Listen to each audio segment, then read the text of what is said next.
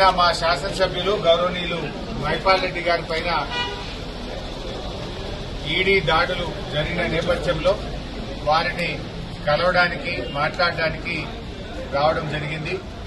ముఖ్యంగా ఈరోజు దేశంలో అధికారంలో ఉన్న కేంద్ర ప్రభుత్వం, రాష్ట్రంలో అధికారంలో ఉన్న రాష్ట్ర ప్రభుత్వాలు ప్రతిపక్ష నాయకులను, ప్రతిపక్ష శాసనసభ్యులను టార్గెట్ గా చేసి వేధించే కార్యక్రమానికి పాల్పడతా ఉన్నారు.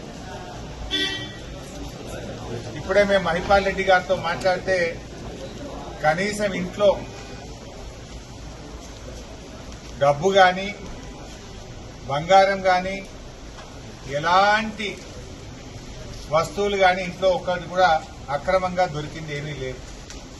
ఏది ఉన్నా ఐటీ రిటర్న్స్ తో బాజాప్తా అన్ని క్లియర్ గా స్పష్టంగా ఉన్నాయి తప్ప ఒక్క తప్పు కూడా లేదు. అయినా ఎందుకు దాడులు చేస్తున్నట్టు? కేవలం భయభ్రాంతులకు గురి చేయడం, లొంగ తీసుకునే ప్రయత్నం చేయడం. ఒకవైపు రాష్ట్ర ప్రభుత్వం అక్రమ కేసులు పెట్టి ప్రతిపక్ష శాసనసభ్యులను పార్టీలోకి తీసుకోవడానికి మరి ఈరోజు రాష్ట్రంలో కాంగ్రెస్ ప్రభుత్వం చేస్తా ఉంది. ఇవాళ దేశంలో ఐటీ, ఈడీ దాడుల గురించి ఏ రకంగా జరుగుతున్నాయో దేశ ప్రజలందరూ కూడా చూస్తా ఉన్నారు. కేవలం ప్రతిపక్ష నాయకుల మీదనే జరుగుతూ ఉంటాయి. ఇవాళ నీట్ ప్రశ్న పత్రం లీక్ అయింది. దేశంలో 24 లక్షల మంది విద్య కోసం పరీక్ష రాస్తే ఆ పరీక్ష ప్రశ్న పత్రం అంగట్లో సరికైపోయింది. బీహార్లో, గుజరాత్లో 2 రోజుల ముందే ప్రశ్న పత్రాన్ని 30 లక్షల రూపాయలకు అమ్ముకున్నారని అన్ని వార్తలు వస్తా ఉన్నాయి.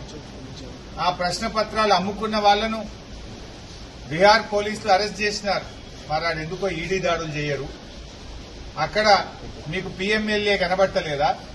హిట్ టీవీ యాప్ ని డౌన్లోడ్ చేసుకోండి. ఇందులో short news, live news, entertainment movies అన్ని అవైలబుల్ గా ఉన్నాయి. Please download hit TV app. Hit TV app ని ఫ్రీగా డౌన్లోడ్ చేసుకోండి.